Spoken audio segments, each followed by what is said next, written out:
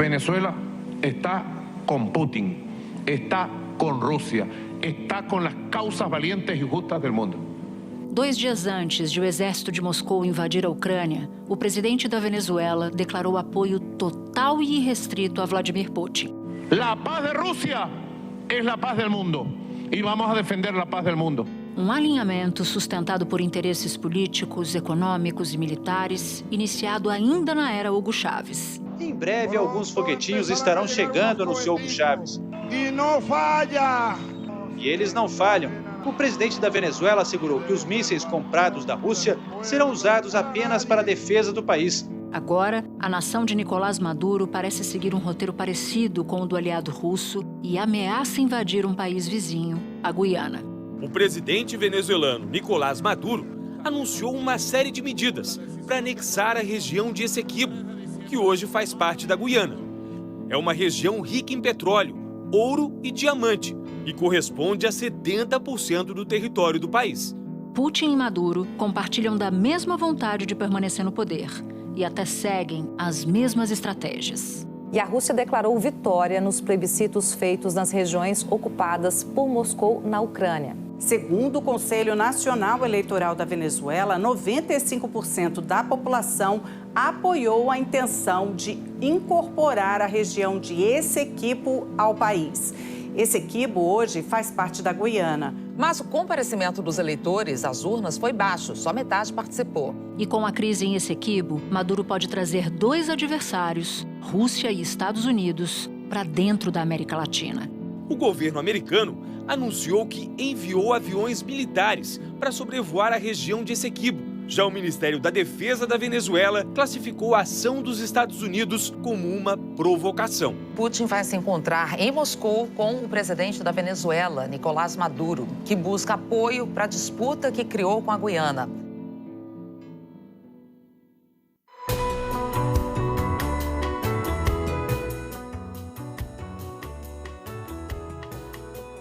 Da redação do G1, eu sou Natuzaneri e o assunto hoje é a Venezuela como porta de entrada da Rússia na América Latina.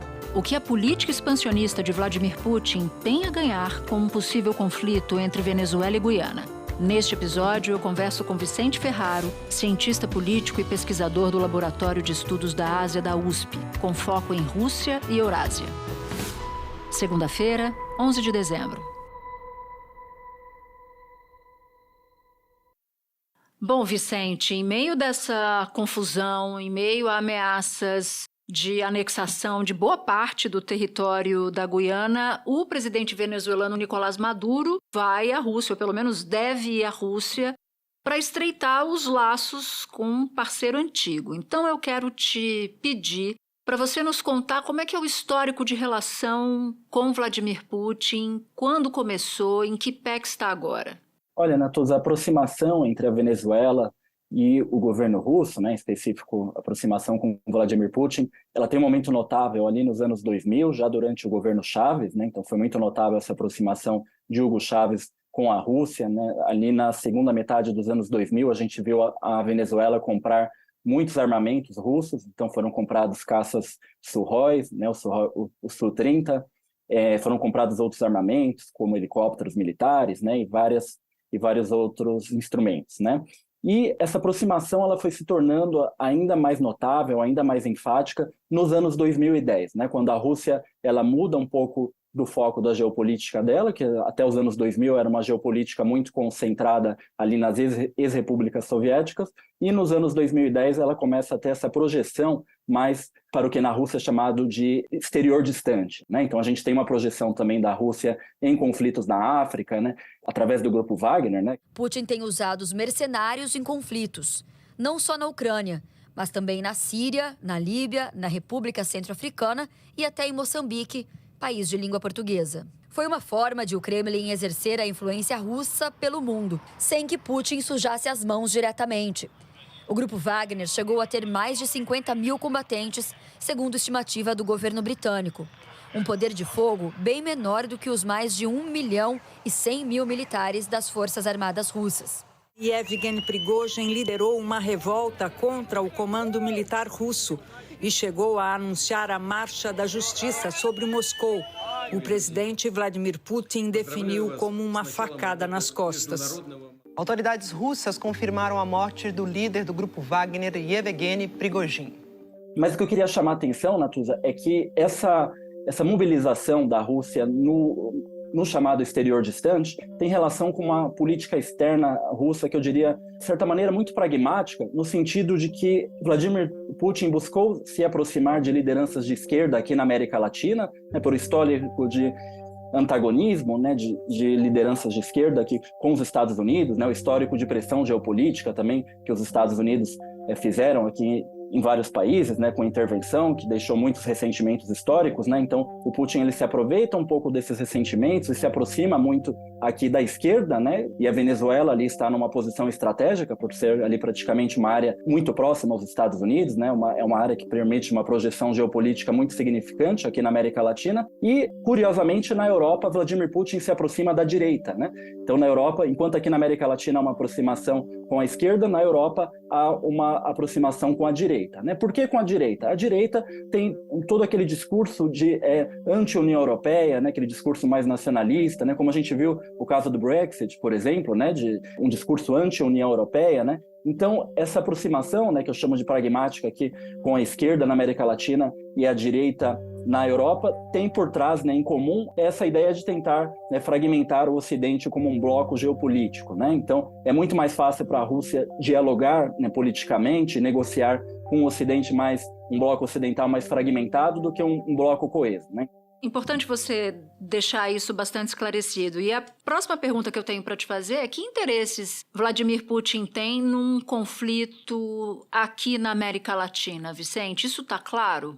A Venezuela é um dos principais instrumentos, né, geopolíticos de envolvimento da Rússia aqui na América Latina, né? Isso eu disse que ficou muito notável a partir dos anos 2010, né? E sobretudo ali a partir do momento da crise na Venezuela em 2017 e 2018, né? Quando houve uma pressão norte-americana muito forte e essa aproximação da Venezuela com a Rússia e com a China também serviu um pouco para garantir ali, né, para contrabalancear essa pressão que os Estados Unidos estavam fazendo, né?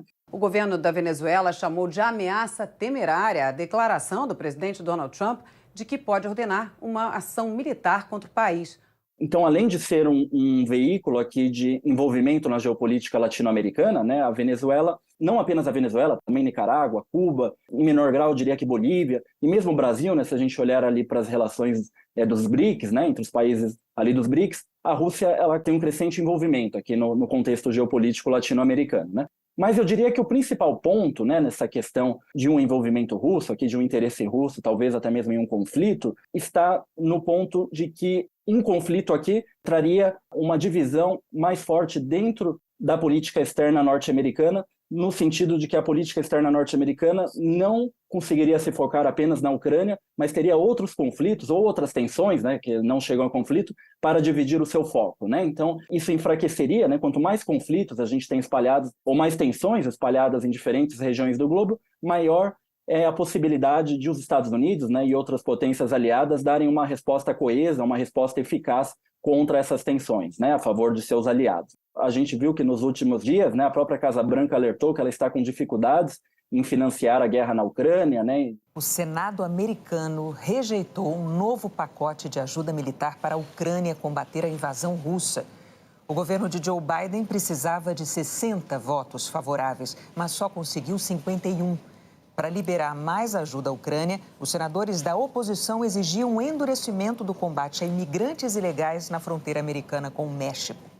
Há uma discussão, né, de quanto os Estados Unidos ainda vão conseguir garantir esse financiamento, já que há uma divisão entre as elites norte-americanas, uma oposição do Partido Republicano. Então, eu acredito que, resumindo, né, esses elementos de tensão tiram o foco sobre a Ucrânia, né, e isso acaba sendo benéfico para a atuação da Rússia na guerra na Ucrânia. A gente viu essa perda de foco muito grande com o conflito Israel-Palestina, né? Quando começa ali esse momento de maior tensão entre Israel e Palestina, o foco que estava todo concentrado ali na Ucrânia começa a ser dividido e então esse apoio militar e econômico norte-americano começa ali a sofrer uma maior instabilidade, né? É bem importante a gente dizer que a gente está falando de dois regimes autoritários, né? De dois líderes autoritários, o Putin e o Maduro. Eu queria saber de você quais são os paralelos entre a disputa territorial travada pelos dois países. A Rússia, no caso da anexação de partes da Ucrânia, e a Venezuela reivindicando parte expressiva do território da Guiana. Olha, Natuza, essas disputas territoriais, a ideia de confrontação externa, a percepção, né, de inimigos externos e inimigos internos, são elementos muito poderosos para a legitimidade desse tipo de regime, né? Então, Vladimir Putin, historicamente, ele se aproveita, instrumentaliza muito essa confrontação com o Ocidente para garantir uma legitimidade a seu regime dentro da Rússia, né? Então, ele infla o nacionalismo, né? Mesmo durante a anexação ali da Crimeia, né? Ele conseguiu, então, inflar o nacionalismo russo ali, ele conseguiu utilizar elementos históricos ali, insatisfações históricas ali por parte da população russa, para reverter isso a favor da sua legitimidade dentro da Rússia. Mais de 100 mil pessoas se reuniram em frente à Praça Vermelha, em Moscou, para comemorar a anexação da Crimeia. O presidente russo Vladimir Putin foi aclamado pela multidão. Disse que a ação militar foi para ajudar os compatriotas e reafirmou que não vai devolver a Crimeia. Então ele se apresenta ali como alguém que está deixando um legado para a Rússia, no sentido de resgatar ali um orgulho nacional, né, um papel, eu diria que um papel forte ali para a Rússia como uma potência global, né, que foi perdido após o final da União Soviética. Então ele resgata esse nacionalismo e utiliza isso para ali garantir uma legitimidade ao seu próprio regime. E o Maduro, né, sem dúvida, pode estar aprendendo ali com Vladimir Putin, né, em tentar utilizar ali esses conflitos, esses potenciais, essa ideia de confrontação, de inimizade, para inflar o nacionalismo e garantir uma coesão, né, ao seu regime, em garantir uma coesão da população em torno da sua figura, né? Então Putin se apresenta ali como um líder heróico que garante segurança à Rússia contra um Ocidente que quer destruir a Rússia, que quer minar a Rússia. Então, esse antagonismo acaba inflando esses nacionalismos, essa ideia de inimizade e de que a população deve estar unida em torno do líder para ter uma segurança, para ter uma estabilidade, um crescimento nacional. Isso também foi utilizado aqui no Brasil, né? Durante o regime militar também, a ideia de inimigos, a ideia de que havia uma ameaça comunista, de que o Brasil estava ameaçado. Então, eu diria que líderes autoritários, eles utilizam de maneira muito habilidosa esses sentimentos de medo na população, ressentimentos históricos ali, para angariar legitimidade. Espera um pouquinho que eu já volto para continuar minha conversa com Vicente. Você cita interesses domésticos nas disputas territoriais e há poucos dias o Putin anunciou que vai concorrer mais uma vez para mais um mandato no ano que vem. Se ele vencer, ele vai ficar 30 anos no poder. Isso ainda tem possibilidade de reeleição. A mesma lógica é a lógica do Maduro. Então, aproveito para te perguntar como é que está a força política do Putin nesse momento. Ele enfrentou um motim recente, como você mesmo falava, do grupo Wagner, e ele lida com uma guerra interminável, que é a guerra da Ucrânia. Como é que está a situação dele? Olha, Natuza, eu acho que é muito difícil a gente medir o apoio político em um regime autoritário, né? Porque há muitas pesquisas de opinião pública, mas a gente não sabe o quão fidedignas as pessoas que estão respondendo a essas pesquisas estão sendo, né? Se elas se sentem seguras em responder, né? Se elas têm algum grau de segurança nessas respostas, né? Mas eu diria que, no geral, o regime tem ainda uma base sólida de apoio, né? Tem uma base consistente de apoio, em parte por esse nacionalismo inflado pela guerra, mas em parte por outros fatores, né? Então eu diria, por exemplo, a economia russa tem sido muito estável, né? Havia uma perspectiva de que a guerra prejudicaria muito economicamente a Rússia, mas a Rússia conseguiu ali se aproximar da China, se aproximar ali de outros países antagônicos ao bloco ocidental, né? E garantir ali uma maior estabilidade econômica, né? Então a economia não é algo ali que está incomodando a população de maneira muito significativa. Uma outra questão é que há uma censura muito grande na Rússia, então há um controle muito forte da mídia, dos meios de comunicação, da internet, há um controle muito forte da academia, né? Então há uma repressão política, muitos prisioneiros políticos, e então a voz, as opiniões do governo acabam tendo praticamente um monopólio dentro da sociedade, né? Qualquer voz ali que tenha uma posição muito significativamente contrária ao regime acaba não tendo voz, não tendo espaço ou acaba sendo reprimida. E a gente vê também que as elites russas estão muito coesas ali em torno de Vladimir Putin, em parte por a economia estar ali estável, né? Em parte por o regime ali se apresentar até o momento de maneira coesa, né? E estável. Eu queria falar um pouco de Brasil com você, porque logo depois das ameaças venezuelanas, a Guiana correu para tentar apoio e proteção dos Estados Unidos. No primeiro episódio que a gente fez sobre o conflito, sobre essa confusão, que é o episódio de número 1104, convido todos e todas a acompanharem esse episódio, a gente falou sobre como a Guiana não recorreu ao Brasil porque sabia que não encontraria ali proteção militar. Como é que o Brasil se situa nessa história? Lula recebeu um apoio importante do Biden depois do 8 de janeiro, um importante e rápido, né? As duas coisas juntas. Depois, reaproximou o Brasil da Venezuela e, ao mesmo tempo, fala muito bem com a Rússia no âmbito dos BRICS e fora dos BRICS. Só que dessa vez o conflito é aqui do lado, né? É aqui na nossa fronteira. Então, como é que você imagina que o governo Lula vai se posicionar na hipótese de uma invasão, por exemplo, ou na hipótese de incidentes? Porque a gente fala da invasão, mas pode ser que antes disso ocorra um incidente, disparo, enfim, algo na fronteira. Como é que você imagina que seja a conduta brasileira nesse caso? Eu acredito que na hipótese de uma invasão ou de algum incidente grave, né, a diplomacia brasileira vai ter uma posição mais dura, né, contra Nicolás Maduro, mas eu acredito que essa posição não sairia da esfera diplomática, né, e por isso que a Guiana, né, como a preocupação não é apenas uma defesa diplomática, mas também uma defesa militar, a Guiana recorre aos Estados Unidos, por exemplo, né? Em entrevista à BBC, o presidente da Guiana, Irfan Ali, disse temer que a Venezuela vá além da retórica e haja de maneira irresponsável e aventureira. E que, por isso, tem pedido ajuda da comunidade internacional. O porta-voz do Departamento de Estado dos Estados Unidos, Matthew Miller, disse que a disputa territorial não será resolvida num referendo e afirmou que o governo Biden apoia uma solução pacífica entre Guiana e Venezuela. É o que também tem defendido o Brasil. Não queremos que esse tema contamine a retomada do processo de integração regional ou constitua ameaça à paz e à estabilidade. Caso considerado útil, o Brasil e o Itamaraty estará à disposição para sediar qualquer e quantas reuniões forem necessárias. Uma coisa que nós não queremos aqui na América do Sul é guerra.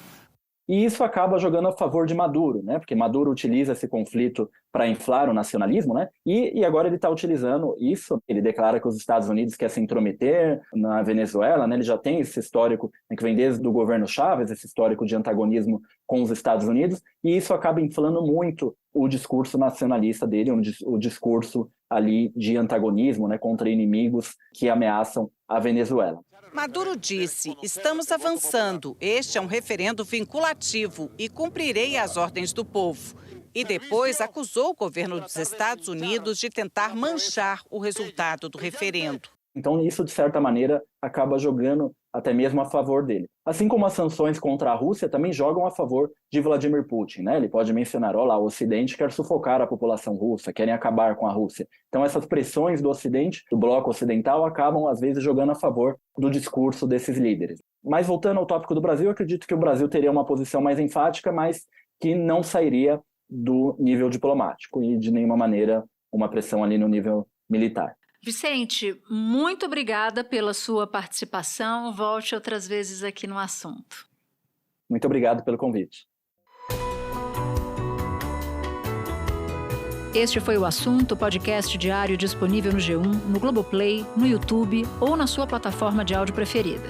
Comigo na equipe do Assunto estão Mônica Mariotti, Amanda Polato, Luiz Felipe Silva, Gabriel de Campos, Tiago Kazuroski. Neste episódio, colaboraram também Carol Lorenzetti e Ellen Menezes. Eu sou Natuzaneri e fico por aqui. Até o próximo assunto.